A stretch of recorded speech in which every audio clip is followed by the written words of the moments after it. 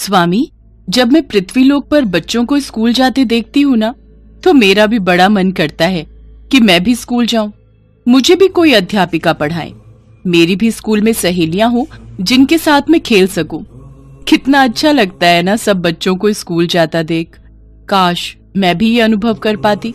शिव जी ने मुस्कुराते हुए कहा, देवी, आप तो स्वयं ही शिक्षा की देवी हैं, फिर आपको स्कूल जाने की क्या आवश्यकता? और फिर भी आपकी इतनी इच्छा है तो इसमें सोचना क्या देवी? आलमपुर गांव में मनोज और संध्या नाम के पति पत्नी रहते थे। उनके परिवार में उनके 5 साल के 2 जुड़वा बेटे अमित और सुमित और एक बूढ़ी माँ जानकी थी। मनोज एक लकड़हारा था। वो लकड़ियां काटकर अपना और अपने परिवार का पेट पालता था। मनोज और संध्या दोनों ही माँ दुर्गा के बहुत बड़े भक्त थे। वो हर रोज दुर्गा माँ की पूजा करते थे। मनोज के 2 बेटे थे, लेकिन उसकी हमेशा से बड़ी चाहत थी कि उसकी भी दुर्गा माँ जैसी एक प्यारी सी बेटी हो। लेकिन 2 बेटों के बाद संध्या को गर्भ धारण में बड़ी दिक्कतें आ रही थीं, जिस वजह से वो फिर से मां नहीं बन पा रही थी। फिर एक रोज मनोज जंगल में जब पेड़ से लकड़ियां काट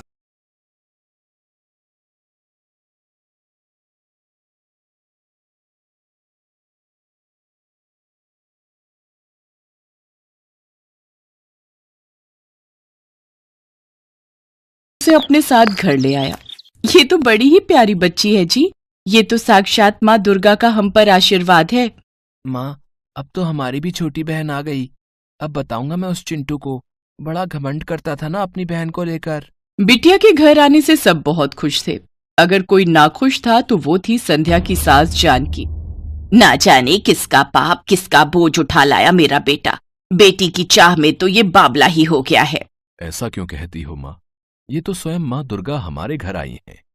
देखो तो कितनी प्यारी सूरत है इसकी, कितना तेज है इसके चेहरे पर। ऐसा लगता है ये साक्षात माँ दुर्गा ही है। बिल्कुल ठीक कहा जी। इसलिए अब हम अपनी बिटिया का नाम अंबिका रखेंगे। अंबिका को घर में सब बहुत प्यार करते। उसके घर में आने से एक अलग ही रौनक रहती थी।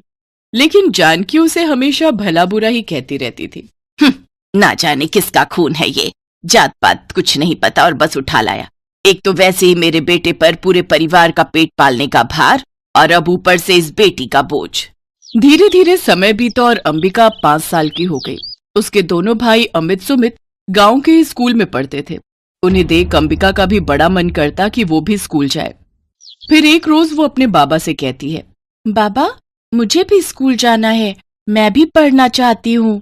लेकिन मेरी बच्ची। क्या हुआ बाबा? लेकिन ये कि हमारे पास इतने पैसे नहीं हैं कि मेरा बेटा तुम तीनों के स्कूल का खर्चा पानी उठा सके। अरे जानती भी है स्कूल की वर्दी, किताबें, जूते, इन सब में कितना खर्च आता है। और वैसे भी तुझे तो कल को पराए घर ही जाना है। फिर तू क्या करेगी पढ़ लिख कर? घर गृहस्थी के काम सीख तू तो बस। दादी की बातें सुनकर अंबिका उदास हो जाती है।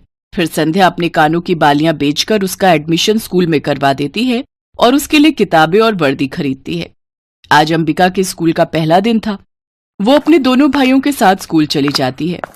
स्कूल जाकर अंबिका बहुत खुश थी। उसके अंदर एक अजीब चमक थी जिससे उसने पहले ही दिन स्कूल में सभी टीचर्स स्टूडेंट्स को अपनी ओर आकर्षित कर लिया। पहले ही दिन उसके खूब सारे दोस्त बन गए। स्कूल में टीचर्स जो भी पढ़ाती उसका जवाब पहले से ही अंबिका को आ जाता। अरे वाह अंबिका, तुम्हें पहले से सब आता है। सचमुच बहुत तेज दिमाग है तुम्हारा। धन्यवाद। अंबिका का दिमाग इतना तेज था कि वो 5वीं में पढ़ रहे अपने दोनों भाइयों को भी पढ़ा देती थी। सुमित, तुझे मैथ का ये वाला सवाल समझ आया था क्या? स्कूल में सर ने बताया था, लेकिन मुझे फिर भी समझ में नहीं आया। नहीं, समझ तो मुझे भी नहीं आया। भैया ये तो कितना आसान है, लाओ मैं समझाती हूँ।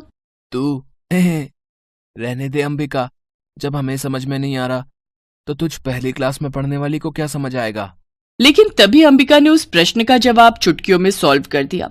ये देख उसके भाई और माता पिता भी हैरान थे।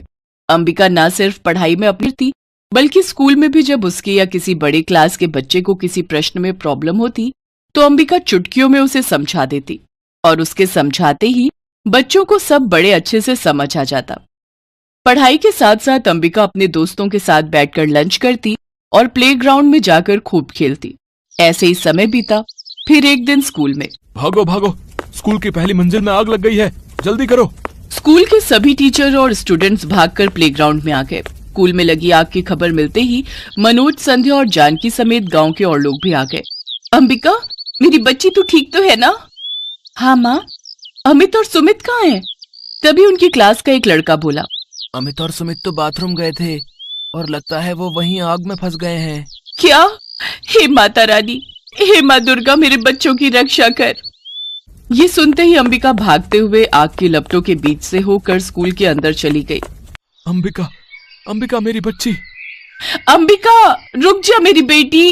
कुछ देर बाद अंबिका अमित और सुमित के साथ आग की लपटों के बीच चली आ रही थी, लेकिन सभी ये देखकर हैरान थे कि इतनी आग के अंदर चलने पर भी वो जल नहीं रहे थे और उनके शरीर पर एक खरोच तक नहीं थी।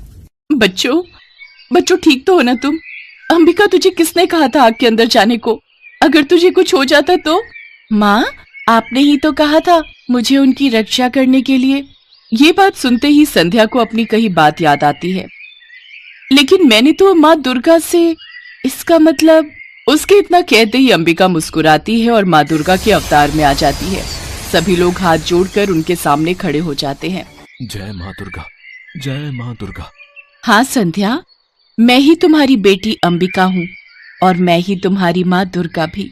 इसके बाद माँ दुर्गा ने उन्हें सारी बात बताई कि कैसे उन्होंने शिवजी से धरती लोक पर आने की बात कही और कैसे वो बाल कन्या के रूप में उस पेड़ में आई और फिर उनके घर। आपको अपनी बेटी के रूप में पाकर हम तो धन्य हो गए माँ, हम धन्य हो गए। माँ, आप हमारी आंखों के सामने थी और हम आपको पहचान नहीं पाए। हमें क्षमा कर देना माँ, हमें क्षमा। हे दुर्गा माँ, मुझ ना समझ बुढ़िया को माफ कर देना माँ, जो मैं तुम्हें पहचान नहीं पाई और ना जाने आपके साथ कितना बुरा व्यवहार किया। मनोज, तुम्हारे परिवार के साथ बिताए पल और इस स्कूल में बिताए दिन मुझे हमेशा याद रहेंगे। मैं बहुत ही खूबसूरत यादें संजोकर देवलोक लौटूंगी।